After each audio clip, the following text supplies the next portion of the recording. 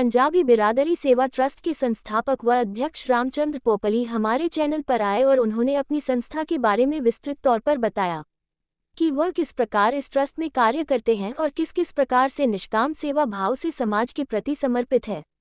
Channel पर आने पर सर्वप्रथम उनका विशेष तौर पर चैनल के सीनियर दिनेश चंद्र माथुर ने पट्टा पहनाकर उनका स्वागत किया।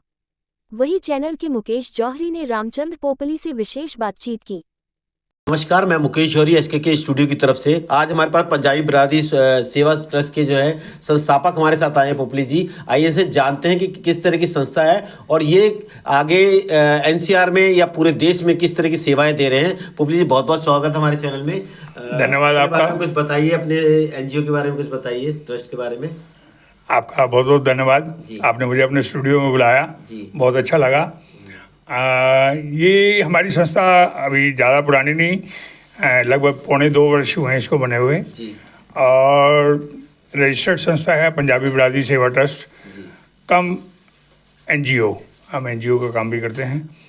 तो नॉर्दर्न इंडिया में हमारी इस ट्रस्ट की पहचान है, जिसे पीबीएसटी के नाम से जानते हैं। पीबीएसटी मीन्स पंजाबी बिरादरी सेवा ट्रस्ट। तो इसमें हमारी जो मेन सेवा है, जिसको हम ज़्यादा हाईलाइट करते हैं, वो है रिश्ते नाते सेवा, जिसमें फ़िलहाल हमारे पास 6000 मेंबर्स हैं, रजिस्टर्ड हैं हमारे साथ। और आने वाले 2-3 महीने में हमें चैलेंज के साथ कह सकते हैं कि फ्री मैट्रिमोनियल्स में हम नंबर 1 होंगे नॉर्दर्न इंडिया में। तो ये हमारा टारगेट है।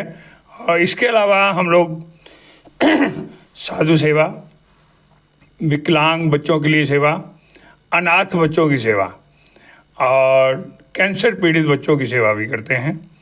गौ सेवा में भी हम लोग ज़रूर हिस्सा लेते हैं।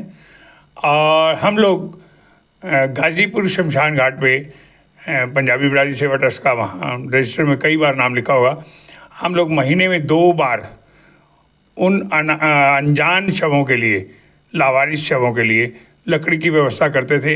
लेकिन 2024 से हम लोग उनके लिए हवन सामग्री, ताकि उनका विधिवत संस्कार हो सके, और देसी घी की व्यवस्था जो भी होगी वो हम करेंगे। तो पोपली जी, आपको ये आपने जैसे कहा मैट्रिमोनियल का काम था, उसके बाद ये भी बहुत से जो सोशल वर्क आप शुरू किया, इसकी प्रेरणा का स्रोत क्या रहा? किस ऐसे इस मैट्रिमोनियल से इस साइड भी आप आए?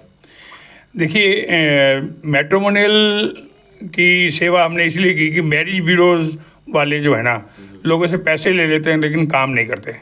इसके अलावा कई जो नामी गिरामी मैरिज ब्यूरो वाले हैं, उनके पास जितने भी प्रोफाइल्स हैं, मैं चैलेंज के साथ कह सकता हूँ नियर अबाउट 50% फेक हैं, जो उन्होंने खुद बनाए होते हैं। तो लोग इसमें पैसा वेस्ट करते हैं, पैसा देने के बावजूद उनका काम नहीं होता, परेशान होते हैं। इसलिए हमने ये फ्री मैट्रिमोनियल सेवा, जो लगभग मैं पिछले 34 सालों से कर रहा हूँ फ्री, हमने अपने नाम से, पीबीएसटी के नाम से शुरू की है। इसके अलावा मैंने देखा जब कि और भी कई ऐसी कार्य हैं जो हमारी संस्था कर सकती है, जिसके लिए प्रेरणा मुझे श्री राजकुमार अरोड़ा, जो कि जिनका एक संस्था है अपना आश्रम, अपना आश्रम के नाम से, वो करनाल में करते हैं।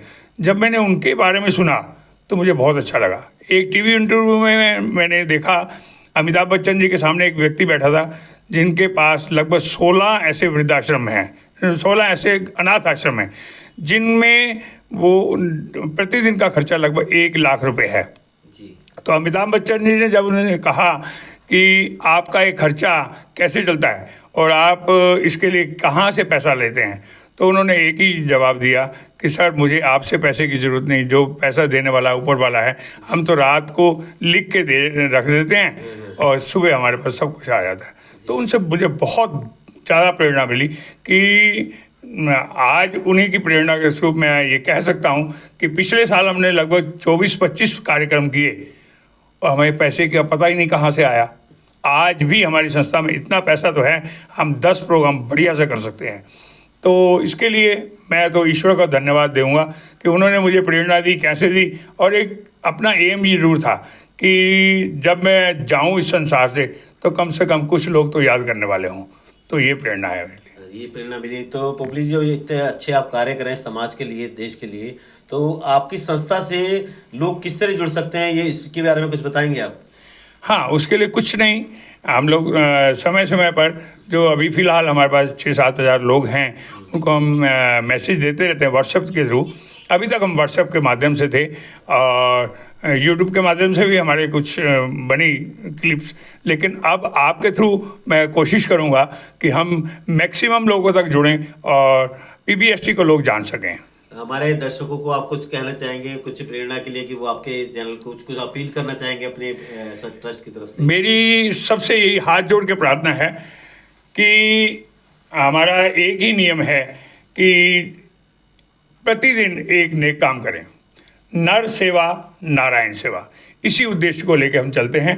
और मैं सभी से ये प्रार्थना करूंगा कि आप सब हमारे साथ जुड़ें और इस सेवा को इतना बढ़ाएं कि लोग एक बार जान सकें कि सेवा करने से क्या क्या फल मिलता है। मुझे मिला है, मैं कहूँगा सबको मिलना चाहिए। चलिए पोपली जी, बहुत बहुत धन्यवाद हमारे चैनल पे आप आए, आपने इतनी महत्वपूर्ण जानकारी दी। और मैं आप बताना चाहूँगा दर्शकों को कि हम इस न्यूज़ लिंक के एंड में पोपली जी के संस्था का नाम और हेल्पलाइन नंबर भी इसमें मेंशन करने जा रहे हैं, जिससे अगर कोई भी पोपली जी के इस सामाजिक कार्य में जुड़ना चाहे तो वो इनसे डायरेक्टली कॉन्टैक्ट कर सकता है और इनकी सेवाओं में अपनी भागीदारी दर्ज करा सकता है। बहुत बहुत शुभकामनाएं पोपली जी, बहुत बहुत धन्यवाद आप आए। आप सबका बहुत बहुत धन्यवाद, आपने मुझे स्टूडियो में बुलाया, बहुत बहुत धन्यवाद।